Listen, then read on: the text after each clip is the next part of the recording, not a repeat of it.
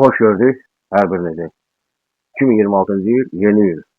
Uğurlu dışarılı yıl olsun, sağlamatçılıq olsun. Ekskluziv olarak Şahmat Salman kanalında sizlere bir maraqlı video paylaşılır. Təsəvvür edin, Range Rover avtomobil ağacı saxlayır. Videoya baxın, gör, möcüzəyə baxın. Təsəvvür edin, bu bir möcüzədir. Range Rover ağacı saxlayır. Range Rover yerindən tərpənəndən sonra təsəvvür edin, gör nətər ağac aşır.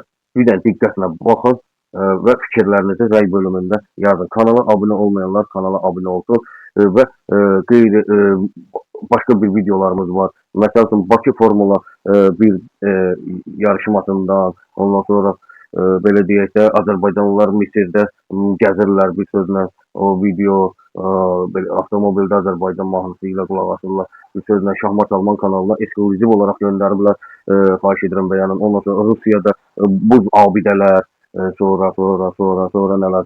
Bax bunlara baxın, diqqətlə fikir verin. Şahmat Salman kanalı üçün göndərilən ekskluziv olaraq belə gözəl videolar var. Paylaşın, paylaşımı bəyənin, kanala abunə deyilsəsə kanala abunə olun, bildirişinin qrovunu tıklayın və kəşfət olaq, bəyənin, əsas bəyənin ki video qabağa getsin, kəşfət olaq. Təşəkkür edirəm hər birinizə, minnətdaram.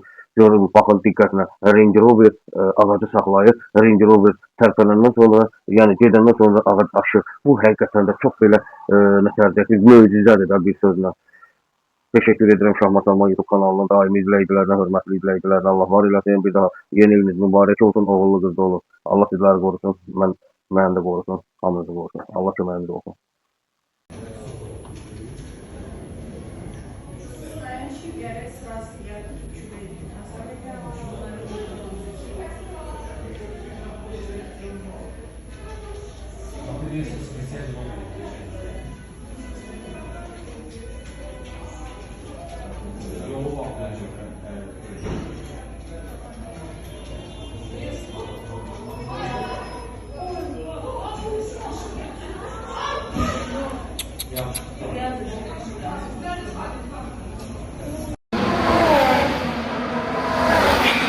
Bakı Formula 1 yarışmasından həvəskar video çəkilişi xatirə olaraq Şahmat Salman YouTube kanalında.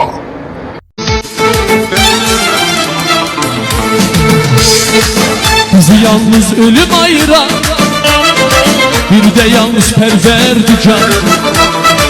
Yüreğimde bir arzu var, ayırması Tanrı bizi. Bizi yalnız ölüm ayıran, bir de yalnız perverdigar. Yüreğimde bir arzu var, ayırması Tanrı bizi. Korusun koy bizi Tanrı, salmasın yolumuzu ayır. Seni benden ayırmasın, beni senden ayırmasın. Korusun koy bizi Tanrı, salmasın yolumuzu ayır. Seni benden ayırmasın, beni senden ayırmasın.